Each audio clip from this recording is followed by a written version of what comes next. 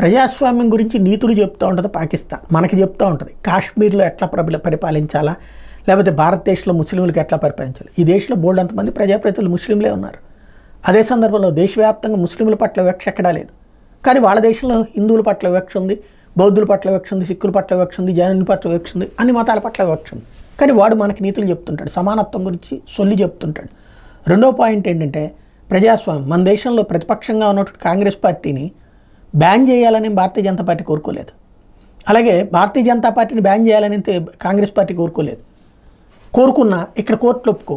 కానీ పాకిస్తాన్లో ప్రజాస్వామ్యం ఎట్లాంటిది అంటే ప్రజల చేత ఎరికైనటువంటి ఇమ్రాన్ ఖాన్ని జైల్లో పడేశారు. ఎవరు?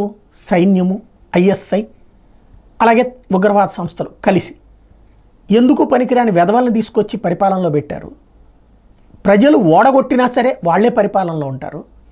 చివరికి ప్రజలు వీళ్ళు వద్దని చెప్పి పాకిస్తాన్కి సంబంధించినటువంటి ఇమ్రాన్ ఖాన్ పార్టీ వాళ్ళని తీసేస్తే, పోటీ చేయకూడదని ఆదేశిస్తే ఇండిపెండెంట్గా పోటీ చేస్తే కూడా గెలిపించారు.